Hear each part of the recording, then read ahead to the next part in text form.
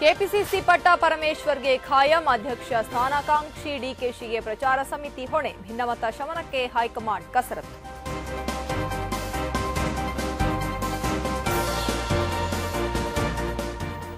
ಸಭಾಪತಿ ಪದಚ್ಯುತಿಗೆ ಕಾಂಗ್ರೆಸ್ ಕಾರ್ಯತಂತ್ರ. ಶಂಕರಮೂರ್ತಿ ವಿರುದ್ಧ ಅವಿಶ್ವಾಸಕ್ಕೆ ನೋಟಿಸ್. ಜೆಡಿಎಸ್ ಜೊತೆ ಚರ್ಚಿಸದೆ ಕೈನಾಯಕರ ನಿರ್ಣಯ.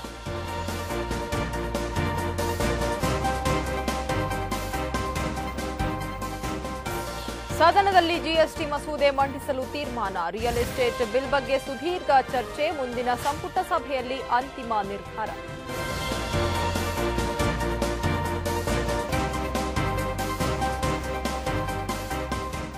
ಬಾಬ್ರಿ ಮಸೀದಿ ಧ್ವಂಸ ಕೇಸ್ನಲ್ಲಿ ಸಂಕಷ್ಟ. ಅಡ್ವಾಣಿ ಉಮಾಭಾರತಿ ವಿರುದ್ಧ ಕ್ರಿಮಿನಲ್ ಸಂಚು ಆರೋಪ. ಸಿಬಿಐ ಕೋರ್ಟ್ನಿಂದ ಜಾಮೀನು.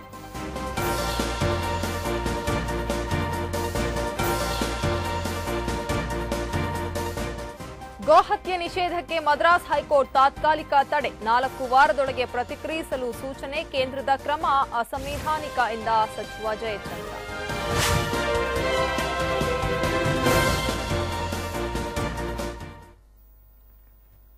ಸಮಯ ನ್ಯೂಸ್ಗೆ ಸ್ವಾಗತ. ನಾನು ರಜನಿ. ಕೇಂದ್ರದ ಗೋಹತ್ಯೆ ನಿಷೇಧ ಕ್ರಮ ಅಸಂವಿಧಾನಿಕವಾಗಿದ್ದು ರಾಜ್ಯ ಸರ್ಕಾರ ಒಪ್ಪಿಕೊಳ್ಳಲು ಪರೋಕ್ಷವಾಗಿ ನಿರಾಕರಿಸಿದೆ. ವಿಧಾನಸೌಧದಲ್ಲಿ ಇಂದು ನಡೆದ ಸಚಿವ ಸಂಪುಟ ಸಭೆಯಲ್ಲಿ ಗೋಹತ್ಯೆ ನಿಷೇಧ ಕಾಯ್ದೆ ಬಗ್ಗೆ ಚರ್ಚೆಯಾಯಿತು.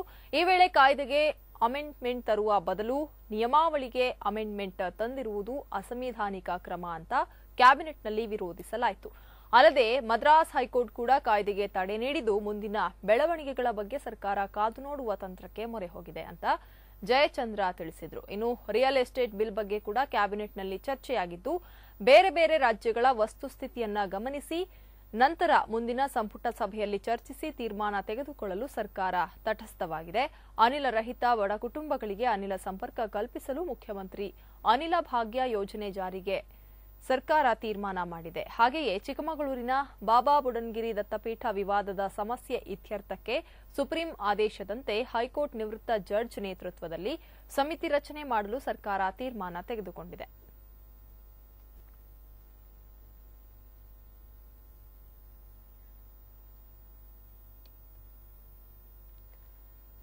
ಇವತ್ತು ನಡೆದಂತಹ ಸಚಿವ ಸಂಪುಟ ಸಭೆಯಲ್ಲಿ ಸಾಕಷ್ಟು ತೀರ್ಮಾನಗಳು, ಸಾಕಷ್ಟು ಚರ್ಚೆಗಳು ನಡೆದವು. ಇದರಲ್ಲಿ ಹಲವು ತೀರ್ಮಾನಗಳನ್ನು ಕೈಗೊಳ್ಳಲಾಗಿದೆ. ಅದರಲ್ಲಿ ಪ್ರಮುಖವಾಗಿ ಗೋಹತ್ಯೆ ನಿಷೇಧದ ಬಗ್ಗೆ ಕೂಡ ಇಲ್ಲಿ ಚರ್ಚೆಗಳು ನಡೆದವು. ಕೇಂದ್ರದ ಗೋಹತ್ಯೆ ನಿಷೇಧ ಕ್ರಮ ಅಸಂವಿಧಾನಿಕವಾಗಿದ್ದು ರಾಜ್ಯ ಸರ್ಕಾರ ಒಪ್ಪಿಕೊಳ್ಳಲು ಪರೋಕ್ಷವಾಗಿ ಇದನ್ನ ನಿರಾಕರಿಸಿದೆ. ವಿಧಾನಸೌಧದಲ್ಲಿ ನಡೆದ ಸಚಿವ ಸಂಪುಟ ಸಭೆಯಲ್ಲಿ ಗೋಹತ್ಯೆ ನಿಷೇಧ ಕಾಯ್ದೆ ಬಗ್ಗೆ ಬಹಳ ಚರ್ಚೆ ಕೂಡ ನಡೆಯಿತು. ಈ ವೇಳೆ ಕಾಯ್ದೆಗೆ ಅಮೆಂಡ್ಮೆಂಟ್ ತರುವ ಬದಲು ನಿಯಮಾವಳಿಗೆ ಅಮೆಂಡ್ಮೆಂಟ್ ತಂದಿರೋದು ಅಸಂವಿಧಾನಿಕ ಕ್ರಮ ಅಂತ ಕ್ಯಾಬಿನೆಟ್ನಲ್ಲಿ ವಿರೋಧ ವ್ಯಕ್ತಪಡಿಸಲಾಯಿತು.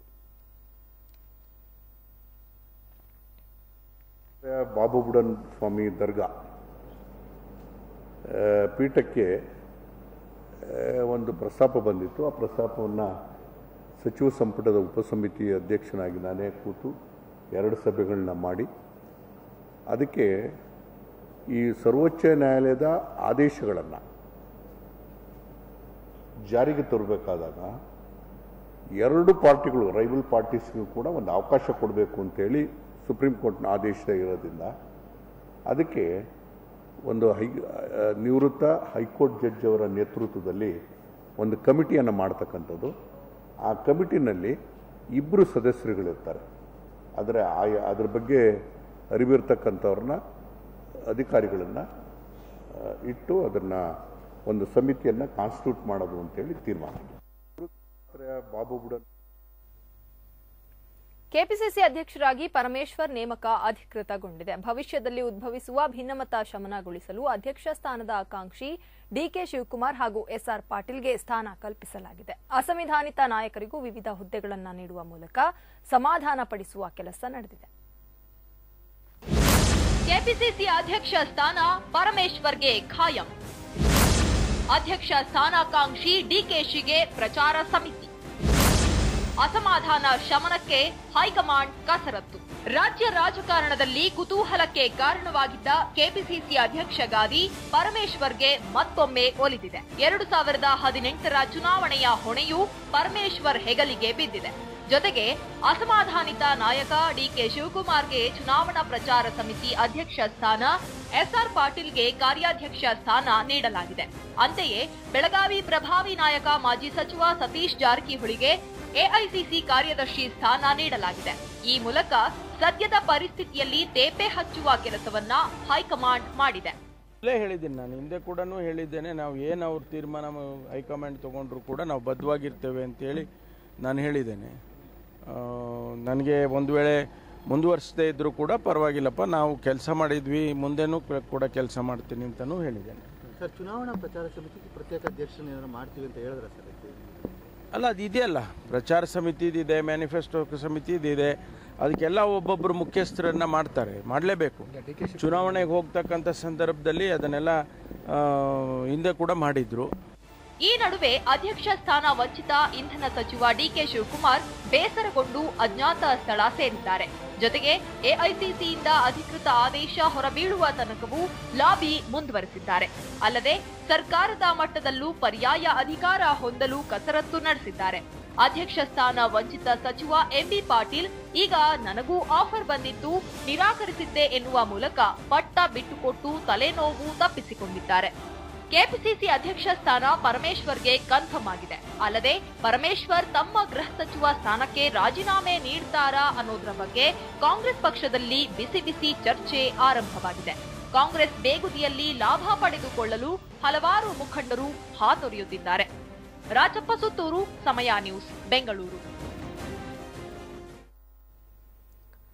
ವಿಧಾನ ಪರಿಷತ್ ಸಭಾಪತಿ ಡಿಎಚ್ ಶಂಕರಮೂರ್ತಿ ಪದಚ್ಯುತಿಗೆ ಕಾಂಗ್ರೆಸ್ ಮುಹೂರ್ತ ಫಿಕ್ಸ್ ಮಾಡಿದೆ. ಕಾಂಗ್ರೆಸ್ ಹಾಗೂ ಜೆಡಿಎಸ್ ಸೇರಿ ಶಂಕರಮೂರ್ತಿಯನ್ನ ಕೆಳಗಿಳಿಸಿ ಕಾಂಗ್ರೆಸ್ನ ಎಸ್ಆರ್ ಪಾಟೀಲ್ಗೆ ಪಟ್ಟ ಕಟ್ಟಲು ಮುಂದಾಗಿದ್ದಾರೆ. ಈ ಸಂಬಂಧ ಕಾಂಗ್ರೆಸ್ನ 30ಕ್ಕೂ ಹೆಚ್ಚು ಶಾಸಕರು ಪದಚ್ಯುತಿ ನಿರ್ಣಯ ಮಂಡಿಸಲು ಅವಕಾಶ ನೀಡುವಂತೆ ಕಾರ್ಯದರ್ಶಿಗೆ ನೋಟಿಸ್ ನೀಡಿದ್ದಾರೆ. ಸಭಾಪತಿ ಪದಚ್ಯುತಿಗೆ ಕಾಂಗ್ರೆಸ್ ಕಾರ್ಯತಂತ್ರ. ಶಂಕರಮೂರ್ತಿ ವಿರುದ್ಧ ಅವಿಶ್ವಾಸಕ್ಕೆ ನೋಟಿಸ್. ಜೆಡಿಎಸ್ ಶಾಸಕರ ಜೊತೆ ಚರ್ಚಿಸದೆ ಪದಚ್ಯುತಿ ಪ್ರಸ್ತಾವನೆ. ವಿಧಾನ ಪರಿಷತ್ ಸಭಾಪತಿ ಡಿಎಚ್ ಶಂಕರಮೂರ್ತಿ ಪದಚ್ಯುತಿಗೆ ಕಾಂಗ್ರೆಸ್ ಶಾಸಕರು ಮುಂದಾಗಿದ್ದಾರೆ. ಜೂನ್ 5ರಿಂದ ಆರಂಭವಾಗುವ ಮಳೆಗಾಲದ ಅಧಿವೇಶನದಲ್ಲಿ ಸಭಾಪತಿ ವಿರುದ್ಧ ಅವಿಶ್ವಾಸ ನಿರ್ಣಯಕ್ಕೆ ಅವಕಾಶ ಕೋರಿದ್ದಾರೆ. ಮೇಲ್ಮನೆಯ ಕಾಂಗ್ರೆಸ್ ಸದಸ್ಯರು ಸಭೆ ನಡೆಸಿ ನಿರ್ಣಯ ಕೈಗೊಂಡು ಪರಿಷತ್ ಕಾರ್ಯದರ್ಶಿ ಶ್ರೀನಿವಾಸ್ಗೆ ನೋಟಿಸ್ ನೀಡಿದ್ದಾರೆ. ಸದಸ್ಯರಾದ ವಿಎಸ್ ಉಗ್ರಪ್ಪ, ಐವಾನ್ ಡಿಸೋಜಾ, ಅಬ್ದುಲ್ ಜಬರ್, ಪ್ರಸನ್ನ ಕುಮಾರ್, ಶರಣಪ್ಪ ಮಂಟೂರ್ ನಿಲುವಳಿ ಸೂಚನೆಗೆ ಅವಕಾಶ ಕೋರಿದ್ದಾರೆ. ಅವರ ಕಾರ್ಯ ನಡವಳಿಕೆಗಳೇನಿದ್ದಾವೆ, ಅವರ ಅಪ್ರೋಚ್, ಅದರಿಂದ ಸದನದ ಬಹುತೇಕ ಸದಸ್ಯರ ವಿಶ್ವಾಸವನ್ನು ಇವತ್ತು ಅವರು ಕಳ್ಕೊಂಡಿದ್ದಾರೆ. ಸೊ ಹಾಗಾಗಿ ಈ ಒಂದು ನಿರ್ಣಯ ಸದನದ ಮುಂದೆ ಇವತ್ತಿನಿಂದ 14 ದಿವಸಗಳ ಆದ ತಕ್ಷಣ ನಿರ್ಣಯ ಸದನದ ಮುಂದೆ ಬರುತ್ತೆ. ಪದಚ್ಯುತಿಗೆ ಕಾಂಗ್ರೆಸ್ಗೆ ಸಂಖ್ಯಾಬಲವಿದೆಯೇ? ಜೆಡಿಎಸ್ ಬೆಂಬಲದೊಂದಿಗೆ ಸಭಾಪತಿ ಕೆಳಗಿಳಿಸಲು ತಂತ್ರ. ಅಸಲಿಗೆ ಸಭಾಪತಿ ಕೆಳಗಿಳಿಸಲು 38 ಸದಸ್ಯರ ಬೆಂಬಲ ಅಗತ್ಯ. ಮೇಲ್ಮನೆಯಲ್ಲಿ ಪ್ರಸ್ತುತ ಕಾಂಗ್ರೆಸ್ ಸದಸ್ಯರ ಸಂಖ್ಯೆ ಬಿಜೆಪಿಗಿಂತ ಹೆಚ್ಚಿದೆ. ಅಂದ್ರೆ 38 ಸದಸ್ಯರ ಬಲ ಹೊಂದಿದೆ. 3 ಪಕ್ಷೇತರರು ಸದಸ್ಯರು ಸೇರಿ ಒಟ್ಟು 35 ತಲುಪಲಿದೆ. ಜೆಡಿಎಸ್ನಲ್ಲಿ 13 ಮಂದಿ ಸದಸ್ಯರಿದ್ದು 2 ಪಕ್ಷೇತರ ಸದಸ್ಯರು ಸೇರಿ ಬಿಜೆಪಿ 24 ಸದಸ್ಯರ ಬಲ ಹೊಂದಿದೆ. 2 ಸ್ಥಾನ ಖಾಲಿ ಉಳಿದಿದೆ. ಸದನದಲ್ಲಿ ಸಭಾಪತಿ ವಿರುದ್ಧ ಅವಿಶ್ವಾಸ ನಿರ್ಣಯ ಮಂಡನೆಗೆ ಜೆಡಿಎಸ್ ಮತಗಳು ನಿರ್ಣಾಯಕವಾಗಲಿವೆ. ಸಭಾಪತಿ ಕೆಳಗಿಳಿಸಲು 38 ಮತಗಳು ಅವಕಾಶವಿದ್ದು ಜೆಡಿಎಸ್ ಮತಗಳು ಕಾಂಗ್ರೆಸ್ಗೆ ಸಿಕ್ಕರೆ ಕಾಂಗ್ರೆಸ್ನ ಎಸ್ಆರ್ ಪಾಟೀಲ್ ಸಭಾಪತಿಯಾಗಲಿದ್ದಾರೆ. ಅಲ್ಲದೆ ಜೆಡಿಎಸ್ಗೆ ಉಪಸಭಾಪತಿ ಸ್ಥಾನ ದೊರಕಲಿದೆ. ಕಾಂಗ್ರೆಸ್ ನಾಯಕರು ತರಾತುರಿಯಲ್ಲಿ ಸಭಾಪತಿ ಪದಚ್ಯುತಿಗೆ ಮುಂದಾಗಿರುವುದು ಕೂಡ ವಿಪರ್ಯಾಸವೇ ಸರಿ. ಯಾಕಂದ್ರೆ ಕೆಪಿಸಿಸಿ ಅಧ್ಯಕ್ಷ ಗಾದಿಗಾಗಿ ಸಚಿವ ಸ್ಥಾನ ಕಳೆದುಕೊಂಡ ಎಸ್ಆರ್ ಪಾಟೀಲ್ಗೆ ಸಮಾಧಾನ ಪಡಿಸುವ ಪ್ರಯತ್ನವಾಗಿದೆ. ಅಲ್ಲದೆ ಶಂಕರಮೂರ್ತಿ ಸಭಾಪತಿಯಾಗಿ ಬಿಜೆಪಿ ಪರ ಸದನದಲ್ಲೂ ವರ್ತಿಸುತ್ತಿದ್ದಾರೆಂಬ ಆರೋಪ ಕೈ ನಾಯಕರದ್ದು. ಹೀಗಾಗಿ ಶಂಕರಮೂರ್ತಿಯನ್ನ ಕೆಳಗಿಳಿಸುವ ಪ್ರಯತ್ನ ಕೈ ನಾಯಕರು ಮಾಡ್ತಿದ್ದಾರೆ. ಆದ್ರೆ ಸಭಾಪತಿ ಪದಚ್ಯುತಿಗೆ ನಾವು ಮುಂದಾಗಿಲ್ಲ ಅಂತ ಪರಮೇಶ್ವರ್ ಸ್ಪಷ್ಟನೆ ನೀಡಿದ್ದಾರೆ.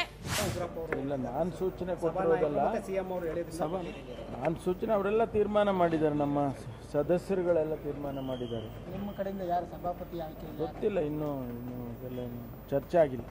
ಕಳೆದ ಅಧಿವೇಶನದಲ್ಲಿಯೇ ಸಭಾಪತಿ ಕೆಳಗಿಳಿಸುವ ಯತ್ನ ನಡೆದಿತ್ತು. ಆದ್ರೆ ಈಗ ಕೈ ನಾಯಕರ ಪ್ರಯತ್ನ ಸಫಲವಾಗುವ ಸಾಧ್ಯತೆ ಇದೆ. ಆದ್ರೆ ಪದಚ್ಯುತಿ ಪ್ರಸ್ತಾವನೆ ಜೆಡಿಎಸ್ ಸದಸ್ಯರನ್ನ ಸಂಪರ್ಕಿಸಿಲ್ಲವೆಂದು ಜೆಡಿಎಸ್ ಶಾಸಕ ರಮೇಶ್ ಬಾಬು ತಿಳಿಸಿದ್ದಾರೆ. ಈಗ ಜೆಡಿಎಸ್ ತಟಸ್ಥವಾಗೇನೂ ಉಳಿಯದೆ ರಾಜಕೀಯ ಲಾಭಕ್ಕಾಗಿ ಕಾದು ನೋಡುವ ತಂತ್ರಕ್ಕೆ ಮೊರೆ ಹೋಗಿದೆ. ಜೂನ್ 5ಕ್ಕೆ ರಿಸಲ್ಟ್ ಹೊರಬೀಳಲಿದೆ. ಶಿವಕುಮಾರ್, ಪೊಲಿಟಿಕಲ್ ಬ್ಯೂರೋ, ಸಮಯ ನ್ಯೂಸ್, ಬೆಂಗಳೂರು. ಕೇಂದ್ರ ಸರ್ಕಾರ ದೇಶಾದ್ಯಂತ ಗೋಹತ್ಯೆ ನಿಷೇಧಿಸಿ ಹೊರಡಿಸಿದ್ದ ಆದೇಶಕ್ಕೆ ಮದ್ರಾಸ್ ಹೈಕೋರ್ಟ್ ತಾತ್ಕಾಲಿಕ ತಡೆಯಾಜ್ಞೆ ವಿಧಿಸಿದೆ. ಗೋಹತ್ಯೆ ನಿಷೇಧ ಆದೇಶಕ್ಕೆ 4 ವಾರಗಳ ಕಾಲ ತಡೆಯಾಜ್ಞೆ ವಿಧಿಸಿ ಈ ಕುರಿತು ಪ್ರತಿಕ್ರಿಯೆ ಸಲ್ಲಿಸುವಂತೆ ಕೇಂದ್ರ ಮತ್ತು ತಮಿಳುನಾಡು ಸರ್ಕಾರಕ್ಕೆ ನೋಟಿಸ್ ನೀಡಿದೆ. ಆಹಾರ ಮನುಷ್ಯರ ಮೂಲ ಹಕ್ಕಾಗಿದ್ದು ಇದರಲ್ಲಿ ಮಧ್ಯಪ್ರವೇಶಿಸುವುದು ಬೇಡ ಎಂದು ಹೈಕೋರ್ಟ್ ಅಭಿಪ್ರಾಯಪಟ್ಟಿದೆ.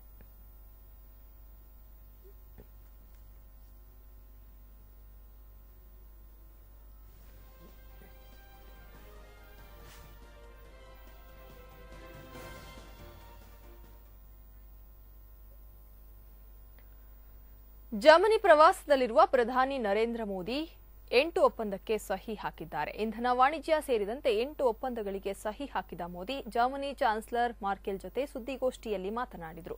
ಭಾರತದಲ್ಲಿ ಬಂಡವಾಳ ಹೂಡಲು ಜರ್ಮನ್ ಉದ್ಯಮಿಗಳಿಗೆ ಮೋದಿ ಆಹ್ವಾನ ನೀಡಿದ್ದಾರೆ. ಜಾಗತಿಕ ತಾಪಮಾನ ವಿಚಾರದಲ್ಲಿ ರಾಜಿ ಇಲ್ಲ ಎಂದ ಮೋದಿ ಪರಿಸರ ರಕ್ಷಣೆಗೆ ಹೆಚ್ಚಿನ ಭರವಸೆ ನೀಡಿದ್ದಾರೆ. ಭಾರತದಲ್ಲಿ 100 ಸ್ಮಾರ್ಟ್ ಸಿಟಿ ನಿರ್ಮಾಣ ನಮ್ಮ ನಿರ್ಧಾರ ಎಂದ ಮೋದಿ ಭಯೋತ್ಪಾದನೆ ಬಗ್ಗೆಯೂ ಮಾತನಾಡಿದರು. ವಿಶ್ವಕ್ಕೆ ಭಯೋತ್ಪಾದನೆ ದೊಡ್ಡ ಸವಾಲಾಗಿದೆ. ಭಯೋತ್ಪಾದನೆ ವಿರುದ್ಧ ಎಲ್ಲರೂ ಒಗ್ಗಟ್ಟಾಗಿ ಹೋರಾಡಬೇಕೆಂದು ಮೋದಿ ಕರೆ ನೀಡಿದರು. ಜರ್ಮನಿ ಭಾರತದಲ್ಲಿ ರೈಲ್ವೆ ಅಭಿವೃದ್ಧಿಗೆ ನೆರವು ನೀಡಿದೆ. ಮೇಕ್ ಇನ್ ಇಂಡಿಯಾ ಯೋಜನೆಯಲ್ಲಿ ಜರ್ಮನಿ ವಿಶ್ವಾಸಾರ್ಹ ಪಾಲುದಾರಿ ದೇಶವಾಗಿದ್ದು ಭಾರತದ ಅಭಿವೃದ್ಧಿಯಲ್ಲಿ ಜರ್ಮನಿ ಪಾಲಿದೆ ಅಂತ ಮೋದಿ ಹೇಳಿದ್ದಾರೆ. अभी मैंने कुछ मात्रा में इस बात का उल्लेख किया. We are made for each other. 125 crore का हमारा देश है. हम ग्लोबल बेंचमार्क की ओर आगे बढ़ना चाहते हैं. 800 मिलियन यूथ है. स्किल डेवलपमेंट में जर्मन के पास महारत है. हम इसमें मिलकर के काम कर सकते हैं. इंजीनियरिंग फील्ड, मैन्युफैक्चरिंग सेक्टर, उसमें जर्मन की एक विशेषता है. दुनिया इनोवेशन के लिए ही, और इनोवेशन के बिना दुनिया कभी आगे बढ़ नहीं सकती. इनोवेशन एंड डेमोक्रेटिक वैल्यूज, ये दोनों का मिलन.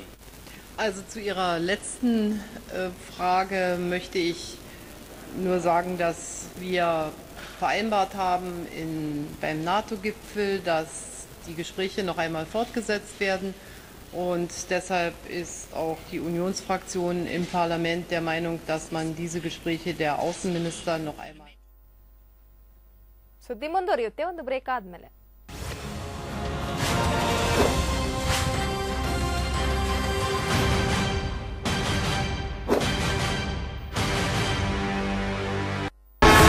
ಕಲಾವಿದನೀಗ 57 ಬಣ್ಣದ ಗೆಜ್ಜೆಗಳ ಸರದಾರ.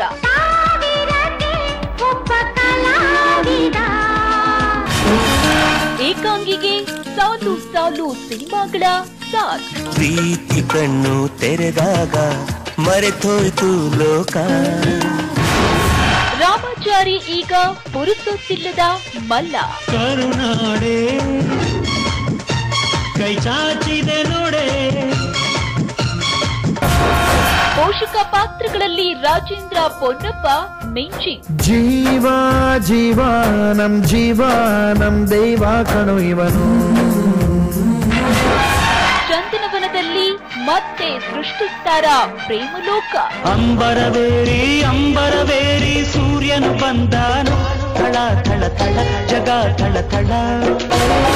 ಕ್ರೇಜಿ ಆಟ್ 57 ವೀಕ್ಷಿಸಿ 8:30ಕ್ಕೆ.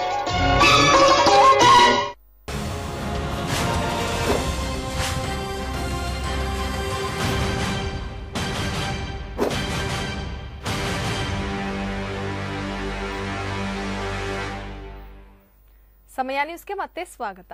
ಬಾಬರಿ ಮಸೀದಿ ಧ್ವಂಸ ಪ್ರಕರಣದಲ್ಲಿ ಅಡ್ವಾಣಿ ಸೇರಿದಂತೆ ಬಿಜೆಪಿ ನಾಯಕರಿಗೆ ಭಾರೀ ಸಂಕಷ್ಟ ಎದುರಾಗಿದೆ. ಸಿಬಿಐ ಅಡ್ವಾಣಿ ಕೇಂದ್ರ ಸಚಿವೆ ಉಮಾ ಭಾರತಿ ಸೇರಿದಂತೆ 12 ಮಂದಿ ವಿರುದ್ಧ ಕ್ರಿಮಿನಲ್ ಆರೋಪ ಹೊರಿಸಿದೆ. ಹೀಗಾಗಿ ಮುಂದಿನ ಹೋರಾಟಕ್ಕೆ ಬಿಜೆಪಿ ಅಣಿಯಾಗಬೇಕಿದೆ.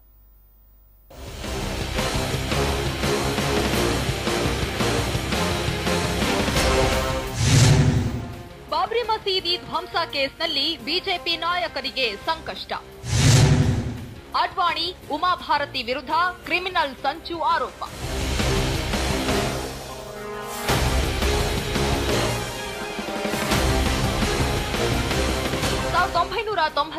ಬಾಬರಿ ಮಸೀದಿ ಧ್ವಂಸ ಪ್ರಕರಣಕ್ಕೆ ಸಂಬಂಧಿಸಿದಂತೆ ಲಕ್ನೋದ ಸಿಬಿಐ ವಿಶೇಷ ಕೋರ್ಟ್ನಲ್ಲಿ ವಿಚಾರಣೆ ನಡೆಯಿತು. ಬಿಜೆಪಿ ಹಿರಿಯ ನಾಯಕ ಎಲ್ಕೆ ಅಡ್ವಾಣಿ, ಮುರಳಿ ಮನೋಹರ್ ಜೋಶಿ, ಕೇಂದ್ರ ಸಚಿವೆ ಉಮಾ ಭಾರತಿ ವಿಚಾರಣೆಗೆ ಖುದ್ದು ಹಾಜರಾಗಿದ್ದರು. ಎಲ್ಲಾ 12 ಪ್ರಮುಖ ಆರೋಪಿಗಳ ವಿರುದ್ಧ ಇರುವ ಆರೋಪವನ್ನ ತಳ್ಳಿಹಾಕಲು ಕೋರ್ಟ್ ನಿರಾಕರಿಸಿತು. 25 ವರ್ಷಗಳ ನಂತರ ಹಿರಿಯ ನಾಯಕ ಅಡ್ವಾಣಿ ವಿಚಾರಣೆಗಾಗಿ ಈ ಕೋರ್ಟ್ಗೆ ಹಾಜರಾಗಿದ್ರು. ಸಿಬಿಐ ಅಧಿಕಾರಿಗಳು ಲಕ್ನೋ ಕೋರ್ಟ್ಗೆ ಅಡ್ವಾಣಿ, ಉಮಾ ಭಾರತಿ, ಮುರಳಿ ಮನೋಹರ್ ಜೋಶಿ ಸೇರಿ 12 ಮಂದಿ ವಿರುದ್ಧ ಕ್ರಿಮಿನಲ್ ಸಂಚು ಆರೋಪ ಹೊರಿಸಿದ್ದಾರೆ. ಐಪಿಸಿ ಸೆಕ್ಷನ್ 120B ಅಡಿಯಲ್ಲಿ ಕ್ರಿಮಿನಲ್ ಸಂಚು ಆರೋಪ ಹೊರಿಸಲಾಗಿದೆ.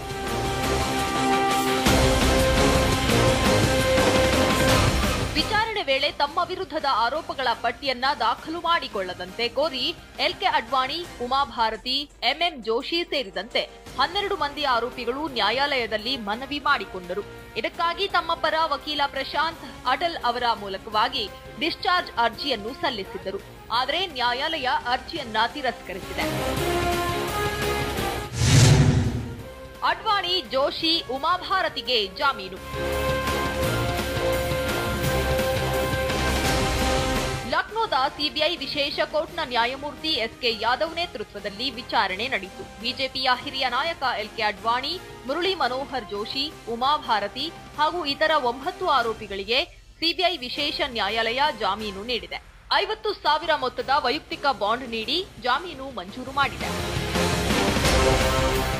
और बाकी सारे लोग निजी मुचलके पे छूट गए. प्रोसीडिंग निजी मुचलके पे जितने लोग आए थे, माननीय अडवाणी जी, जोशी जी, सभी लोग निजी मुचलके पे छूट गए हैं. डिस्चार्ज एप्लीकेशन बचाव पक्ष की तरफ से हम लोगों ने मूव किया था कि इन लोगों का कोई मेड आउट केस नहीं होता है, इनका बाबरी स्ट्रक्चर के विध्वंस में किसी तरह से योगदान नहीं था. ये लगातार क्राउड को रोक रहे थे. ಸಮೀಪ ಬಿಗಿ ಪೊಲೀಸ್ ಬಂದೋಬಸ್ತ್ ಒದಗಿಸಲಾಗಿತ್ತು. ಒಟ್ನಲ್ಲಿ ಬಾಬರಿ ಮಸೀದಿ ಧ್ವಂಸ ಪ್ರಕರಣ ಬಿಜೆಪಿ ಹಿರಿಯ ನಾಯಕರ ಪಾಲಿಗೆ ಕಗ್ಗಂಟಾಗಿ ಪರಿಣಮಿಸಿದೆ.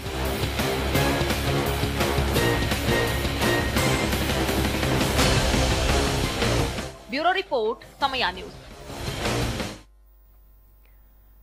2017ನೇ ಸಾಲಿನ ಕರ್ನಾಟಕ ಸಾಮಾನ್ಯ ಪ್ರವೇಶ ಪರೀಕ್ಷೆಯ ಫಲಿತಾಂಶ ಪ್ರಕಟಗೊಂಡಿದೆ. ಮಂಗಳೂರಿನ ಎಕ್ಸ್ಪರ್ಟ್ ಇಂಜಿನಿಯರಿಂಗ್ ಕಾಲೇಜಿನ ಪ್ರತೀಕ್ ನಾಯಕ್ ರಾಜ್ಯಕ್ಕೆ ಟಾಪರ್ ಆಗಿದ್ದಾರೆ. ಉನ್ನತ ಶಿಕ್ಷಣ ಸಚಿವ ಬಸವರಾಜ ರಾಯರೆಡ್ಡಿ ಫಲಿತಾಂಶ ಪ್ರಕಟಿಸಿದರು.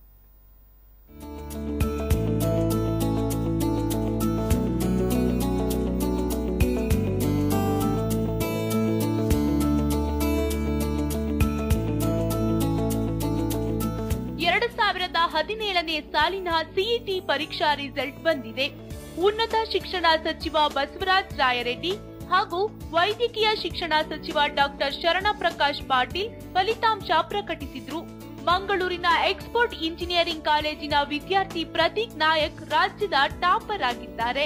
ಬೆಂಗಳೂರಿನ ಬಸವೇಶ್ವರ ನಗರದಲ್ಲಿರುವ ವಿವಿಎಸ್ ಸರ್ದಾರ್ ಪಟೇಲ್ ಕಾಲೇಜು ವಿದ್ಯಾರ್ಥಿ ಸುಮನ್ ಆರ್ ಹೆಗಡೆ ದ್ವಿತೀಯ ರ್ಯಾಂಕ್ ಹಾಗೂ ಬೆಂಗಳೂರಿನ ಆರ್ವಿಪಿಯು ಕಾಲೇಜಿನ ವಿದ್ಯಾರ್ಥಿ ಅನಿರುದ್ಧ್ 3ನೇ ರ್ಯಾಂಕ್ ಪಡೆದಿದ್ದಾರೆ.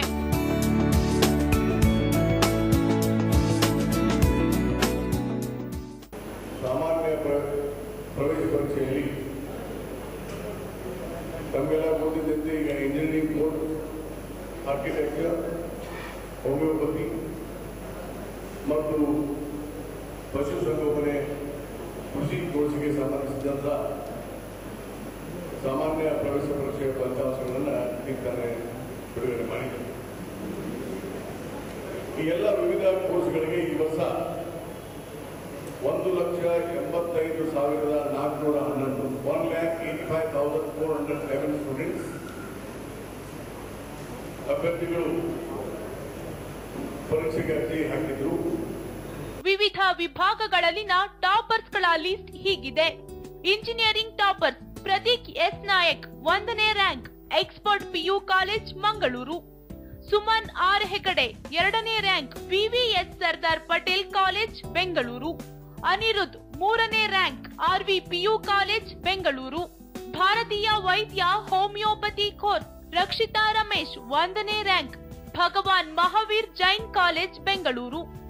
ವಿಕ್ಟರ್ ಥಾಮಸ್ 2ನೇ rank, Vaishnavi PU college Davanagere. Nasir Hussain 3ನೇ rank, independent PU college Bidar. ಪಶು ವೈದ್ಯಕೀಯ ವಿಭಾಗ ವಿಕ್ಟೋರಿ ಥಮಸ್ 1ನೇ rank, Vaishnavi Chetana PU college Davanagere. Rakshita Ramesh 2ನೇ ರ್ಯಾಂಕ್, ಮಹಾವೀರ್ ಜೈನ್ ಕಾಲೇಜ್ ಬೆಂಗಳೂರು. ಭರತ್ ಕುಮಾರ್ 3ನೇ rank, Alvas PU college Mangaluru. Pharm course Prateek S Nayak 1ನೇ rank, Expert PU college Mangaluru. Suman R Hegde 2ನೇ rank, VVS Sardar Patil PU college Bengaluru. Dhruva Sriram 3ನೇ rank, Deeksha PU college Bengaluru. CET ಪರೀಕ್ಷೆಯಲ್ಲಿ ಮೊದಲ 5 ಸ್ಥಾನ ಪಡೆದ ವಿದ್ಯಾರ್ಥಿಗಳಿಗೆ ಅವರ ಕೋರ್ಸ್ ಮುಗಿಯುವವರೆಗೂ ಸರ್ಕಾರದಿಂದ ಉಚಿತ ಶಿಕ್ಷಣ ನೀಡಲಾಗುತ್ತೆ. ಬೆಂಗಳೂರಿನ 82 ಸೇರಿದಂತೆ ರಾಜ್ಯದಾದ್ಯಂತ 104 ಪರೀಕ್ಷಾ ಕೇಂದ್ರಗಳಲ್ಲಿ ಸಿಇಟಿ ಪರೀಕ್ಷೆ ನಡೆದಿತ್ತು. ಒಟ್ಟು 94,415 ವಿದ್ಯಾರ್ಥಿಗಳು ಹಾಗೂ 90,996 ವಿದ್ಯಾರ್ಥಿನಿಯರು ಸೇರಿದಂತೆ 1,85,411 ವಿದ್ಯಾರ್ಥಿಗಳು ಪರೀಕ್ಷೆ ಬರೆದಿದ್ರು.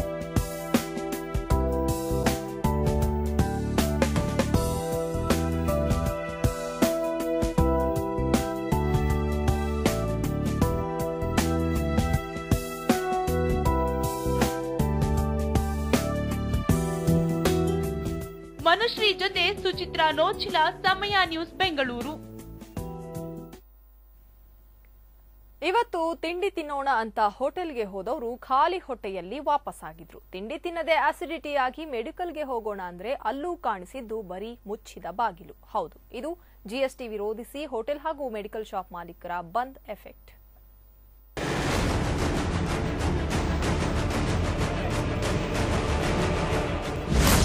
ಕೇಂದ್ರ ಸರ್ಕಾರದ GST ತೆರಿಗೆಗೆ ಎಲ್ಲೆಡೆ ವಿರೋಧ. ರೆಸ್ಟೋರೆಂಟ್, ಮೆಡಿಕಲ್ ಬಂದ್ಗೆ ಮಿಶ್ರ ಪ್ರತಿಕ್ರಿಯೆ. ಆನ್ಲೈನ್ ಮೆಡಿಸನ್ ನಿಷೇಧಕ್ಕೆ ಔಷಧಿ ವ್ಯಾಪಾರಿಗಳ ಒತ್ತಾಯ. ಹೌದು, ರಾಜ್ಯದ ಬಹುತೇಕ ರೆಸ್ಟೋರೆಂಟ್ ಹಾಗೂ ಮೆಡಿಕಲ್ ಸ್ಟೋರ್ಗಳು ಬಂದ್ ಆಗಿದ್ವು. ಕೇಂದ್ರ ಸರ್ಕಾರದ ಹೊಸ ನಿಯಮ ವಿರೋಧಿಸಿ 2 ಅಸೋಸಿಯೇಷನ್ಗಳು ಬೀದಿಗಿಳಿದು ಪ್ರತಿಭಟನೆ ನಡೆಸಿದ್ವು. GST ಜಾರಿಗೆ ಮುನ್ನವೇ ವ್ಯಾಪಕ ವಿರೋಧ ವ್ಯಕ್ತವಾಗಿದೆ. GST ಪ್ರಕಾರ AC ರೆಸ್ಟೋರೆಂಟ್ಗಳಿಗೆ 18% ಹಾಗೂ ನಾನ್ AC ರೆಸ್ಟೋರೆಂಟ್ಗೆ 12% ತೆರಿಗೆ ನಿಗದಿಯಾಗಲಿದೆ. ಇದನ್ನ 5% ಇಳಿಸಬೇಕೆಂದು ಒತ್ತಾಯಿಸಿ ರಾಜ್ಯದ ವಿವಿಧೆಡೆ ಪ್ರತಿಭಟನೆ ನಡೆಸಲಾಯಿತು. ಬೆಂಗಳೂರು ಹೋಟೆಲ್ ಸಂಘದ ಇತಿಹಾಸದಲ್ಲಿ ಫಸ್ಟ್ ಟೈಮ್ ನಾವು ಹೋಟೆಲ್ನವ್ರು ಕರೆ ಕೊಟ್ಟಿದ್ದು. ಇದಕ್ಕೆ ಇಷ್ಟರ ಮಟ್ಟಿಗೆ ನಮ್ಮದು ಸಕ್ಸಸ್ ಆಗಿರೋದು ಭಾಳ ಒಂದು ವಿಶೇಷವೇ ಇದು. ಈಗ ಆಲ್ಮೋಸ್ಟ್ ಎಲ್ಲ ಕಡೆ ನಮಗೆ ವರದಿ, ನಾವು ಬೆಳಗಿಂದ ಎಲ್ಲ ಕಡೆ ರೌಂಡ್ ಹೊಡೆದಿದ್ದೀವಿ, ಎಲ್ಲ ಕಡೆ ಸಕ್ಸಸ್ ಆಗಿದೆ. ಎಲ್ಲೋ ಕೆಲವು ಕಡೆ ಓಪನ್ ಮಾಡಿದ್ದಾರೆ, ಅವರು ಕೂಡ ಈಗ ಬಂದ್ ಮಾಡ್ತಾರೆ. ಮತ್ತೊಂದೆಡೆ ಆನ್ಲೈನ್ನಲ್ಲಿ ಔಷಧಿ ಮಾರಾಟಕ್ಕೆ ಅವಕಾಶ ನೀಡಿರೋದಕ್ಕೆ ಔಷಧಿ ಮಳಿಗೆ ಮಾಲೀಕರು ಆಕ್ರೋಶ ವ್ಯಕ್ತಪಡಿಸಿದ್ರು. ಅಖಿಲ ಭಾರತ ಔಷಧಿ ವ್ಯಾಪಾರಿಗಳ ಸಂಘ ಕರೆದಿರ್ತಕ್ಕಂಥ ಬಂದು ಅದಕ್ಕೆ ನಾವು ಬೃಹತ್ ಬೆಂಗಳೂರು ಔಷಧಿ ವ್ಯಾಪಾರಿಗಳ ಸಂಘ ಸಂಪೂರ್ಣ ಬೆಂಬಲವನ್ನು ವ್ಯಕ್ತಪಡಿಸಿ ಇವತ್ತು ಇಲ್ಲಿ ಸಾವಿರಾರು ಜನ ಸೇರಿ ಪ್ರತಿಭಟನೆ ನಡೆಸ್ತಾ ಇದ್ದೀವಿ ಸರ್. ಇದರಿಂದ ಸಮಾಜದ ಮೇಲೆ ತುಂಬಾ ದುಷ್ಪರಿಣಾಮಗಳು ಬೀರುತ್ತೆ ಅಂತ ಹೇಳಿ ನಾವು ಕೇಂದ್ರ ಸರ್ಕಾರದ ಗಮನ ಸೆಳೆಯೋಕ್ಕೋಸ್ಕರ ಈ ಪ್ರತಿಭಟನೆ ಹಮ್ಮಿಕೊಂಡಿದ್ದೀವಿ. ಒಟ್ನಲ್ಲಿ ಕೇಂದ್ರ ಸರ್ಕಾರದ ವಿರುದ್ಧ 2 ಅಸೋಸಿಯೇಷನ್ಗಳು ಬೀದಿಗಿಳಿದು ಪ್ರತಿಭಟನೆ ನಡೆಸಿದ್ವು. ಬಂದ್ಗೆ ಮಿಶ್ರ ಪ್ರತಿಕ್ರಿಯೆ ವ್ಯಕ್ತವಾಯಿತು.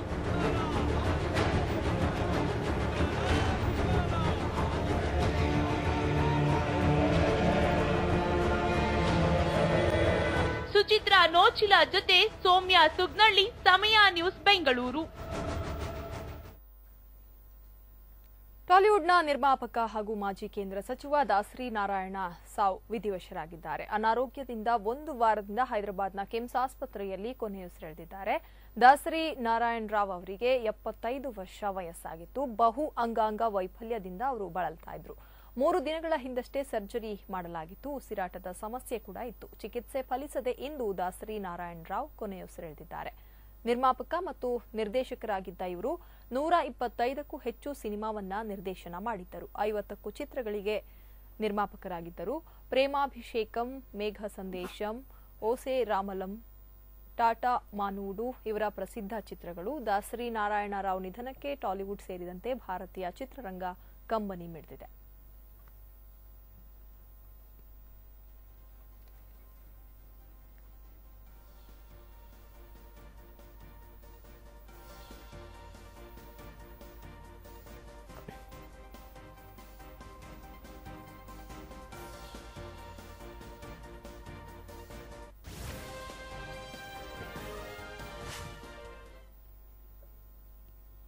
ಡ್ರೋನ್ ಬಳಸಿ ಅದ್ಭುತ ದೃಶ್ಯಗಳನ್ನು ಸೆರೆ ಹಿಡಿಯಬಹುದು. ಅಲ್ಲದೆ ಇಡೀ ಪ್ರದೇಶದ ಚಿತ್ರಣವನ್ನ ಚಿತ್ರೀಕರಿಸಬಹುದು. ಆದರೆ ಡ್ರೋನ್ ಮೇಲೆ ನಿಂತು ಹಾರಾಟ ನಡೆಸಲಾಗಿದೆ. ಹೌದು, ಪೋರ್ಚುಗೀಸ್ ಕಪ್ ಫೈನಲ್ ಫುಟ್ಬಾಲ್ ಮ್ಯಾಚ್ನಲ್ಲಿ ಈ ಘಟನೆ ನಡೆದಿದೆ. ಬೆನ್ಫಿಕಾ ಮತ್ತು ವಿಟೋರಿಯಾ ನಡುವಿನ ಪಂದ್ಯ ಪ್ರಾರಂಭಕ್ಕೂ ಮೊದಲು ಫುಟ್ಬಾಲ್ನೊಂದಿಗೆ ವ್ಯಕ್ತಿ ಡ್ರೋನ್ ಮೇಲೆ ನಿಂತು 70 ಮೀಟರ್ ಮೇಲಕ್ಕೆ ಹಾರಿದ್ದಾನೆ. ಬಳಿಕ ಫುಟ್ಬಾಲ್ ತಂದುಕೊಟ್ಟು ಪಂದ್ಯಕ್ಕೆ ಚಾಲನೆ ನೀಡಲಾಗಿದೆ.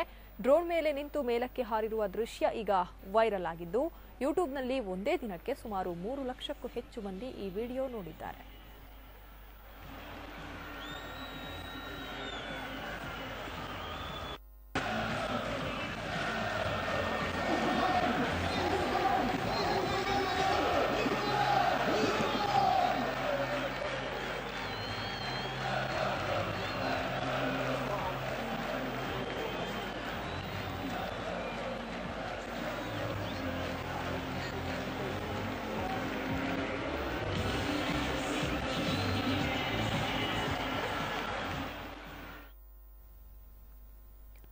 ಮಡಿಕೇರಿಯ ಸೋಮವಾರಪೇಟೆಯಲ್ಲಿ ಹಾಡಹಗಲೇ ಕಾಡಾನೆಗಳು ಪ್ರತ್ಯಕ್ಷಗೊಂಡಿವೆ. ಕಾಜೂರು ಗ್ರಾಮದಲ್ಲಿ ಆನೆಗಳ ಹಿಂಡು ಕಾಣಿಸಿಕೊಂಡಿದೆ. ಕಾಫಿ ತೋಟದಿಂದ ಕಾಡಿನತ್ತ ರಸ್ತೆ ದಾಟುತ್ತಿದ್ದ ಆನೆಗಳ ಹಿಂಡಿನ ದೃಶ್ಯ ಮೊಬೈಲ್ನಲ್ಲಿ ಸೆರೆಯಾಗಿದೆ. ಹಗಲು ಹೊತ್ತಿನಲ್ಲೇ ಆನೆಗಳು ಈ ರೀತಿಯಾಗಿ ಓಡಾಡುತ್ತಿರುವುದು ವಾಹನ ಸವಾರರಿಗೆ ಆತಂಕ ಮೂಡಿಸಿದೆ.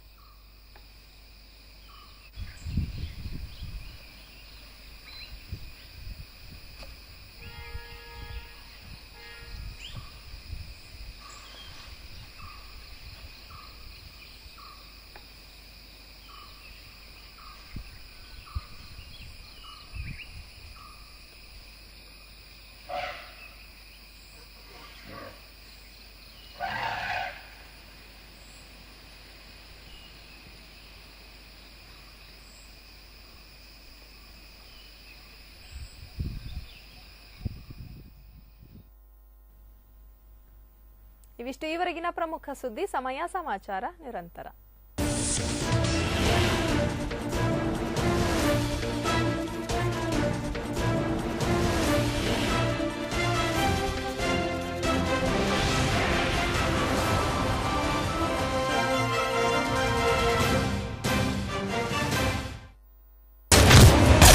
ಮುಂಗಾರಿಗಿಂತ ಮುನ್ನವೇ ಮುನ್ನೆಚ್ಚರಿಕೆ.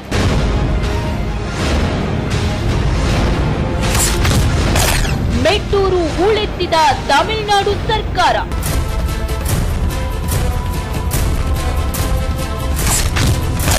ನೀರು ಸಂಗ್ರಹಣಾ ಸಾಮರ್ಥ್ಯವೀಗ ಭರಪೂರ.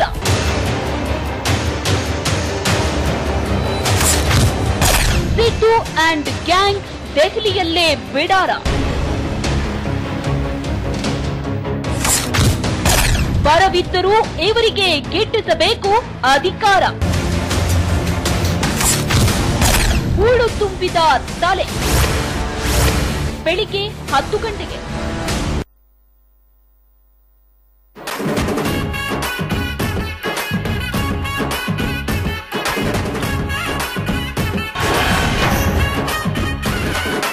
ಆರು 6,000 ಕನ್ಯಾಮಣಿಗಳ ಕನಸಾಯ್ತು ನುಚ್ಚು ನೂರು.